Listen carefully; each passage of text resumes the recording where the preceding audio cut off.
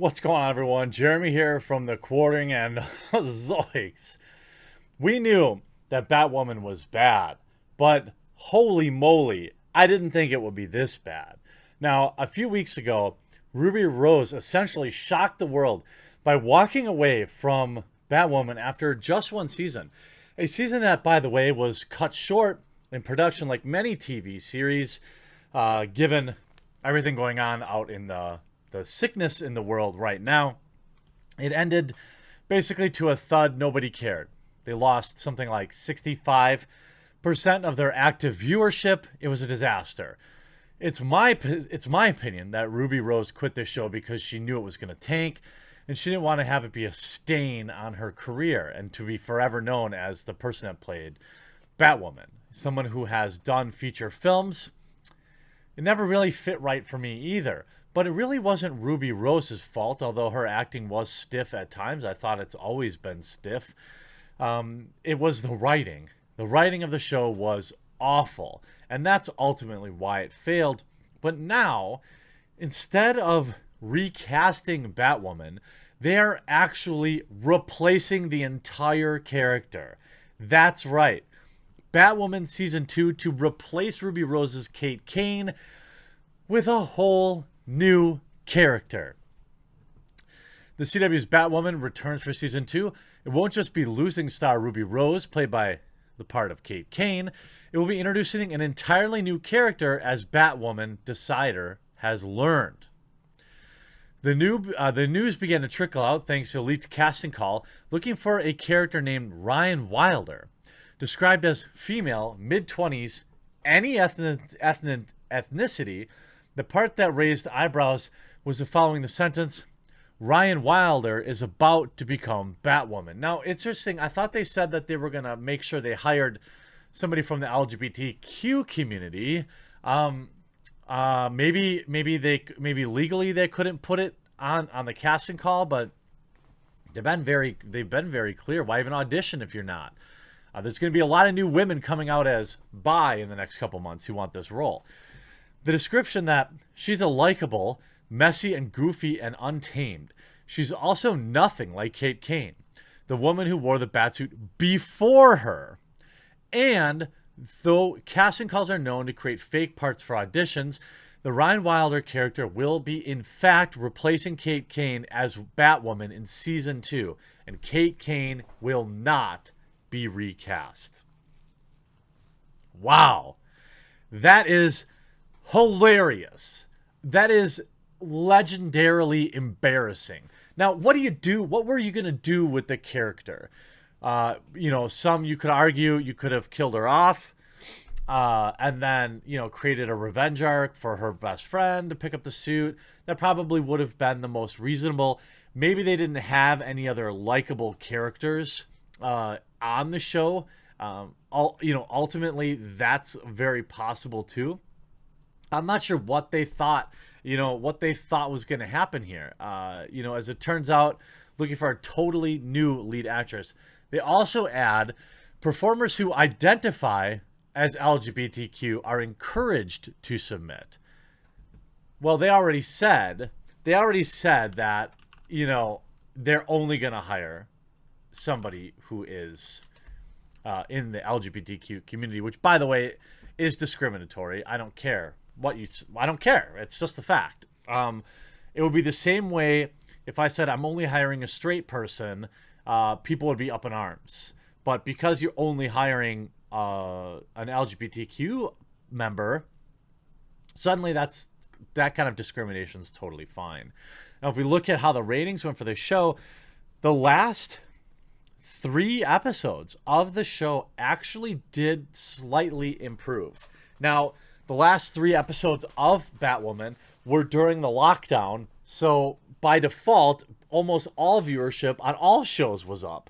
The fact that it was only barely up is kind of embarrassing, but if you look at it, they still lost over 1 million viewers. And now you might say, well, if they had 50 million, that's not a big deal. Yeah. They premiered to 1.86 million and ended the season on an up note with 739,000. So they lost 1.1 million fans out of 1.8 million fans in just one season. more than half. Now, there's no way that that's just because it was Kane, or just it's a complex set of issues, obviously. But ultimately, I think it was the writing that was really terrible on this show. And here's an interesting thing too: Stargirl. Does Stargirl have any chance? I actually thought that the trailer for Stargirl looked pretty decent. And the kind of the plot and actors and actresses. I mean, you have a superhero drama series with Breck Basinger, Luke Wilson, Amy Smart, Trey Romano, a lot of other people. And, it looked okay. But even this show, isn't really holding fans. Stargirl's already starting to tank. Started at 1.24 million, then it dropped to 1.19 million, which is reasonable given, it was a season premiere.